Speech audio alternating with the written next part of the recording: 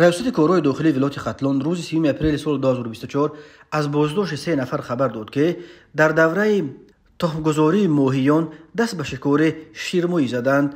با مقصد پیشگیری از تلفات و کمشوی سرشمار ماهیان، صید این جانوران در تاجیکستان در دوره تخمگذاریشان کردار غیر قانونی اعتراف گردیده برای آن جوابگری جنایتی پیش بینی شده است.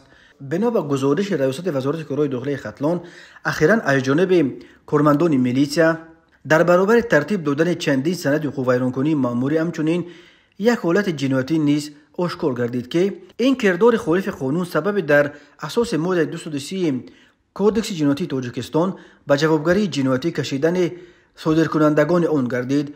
گفته می شود کارمندان میلیسیا در حدود دهه پالوان توغه نویه قبادیان 3 ساکن ولایت را برای صید غیر قانونی ماهی دستگیر کردند. اینها یوسف عبدالسلام سال 1994 ساکن نویه کوشانیان، خلف بای محمد سال 1994 ساکن نویه کوشانیان، محمد خلف اصلدین سال 1999 ساکنان نویه قبادیان می باشند. خود دستگیر شدگان برای شرح قضیه دسترس نیستند، ولی بنا به فرضیه میلیسیا آنها از روی مصلحت پیشکی غیر قانونی به شکار ماهی مشغول شده از داخل دریای وخش در حدود نویه قبادیان با استفاده از شست خودساز برقی 150 عدد شیرمویه را با وزن 21 کیلوگرم صید کرده به طبیعت ضرر رسانیدند. میلیسیا گفت چنین عملهای خرابی آور به ذخیره و افزایش ماهی تاثیر منفی رسانیده است. وابسته به حالت مذکور نسبت نامبردگان طبق طلبات ماده 230 کودکس جنایتی جمهوری تاجیکستان پرونده جنایتی آغاز کرده شده تفتیشات ادامه دارد.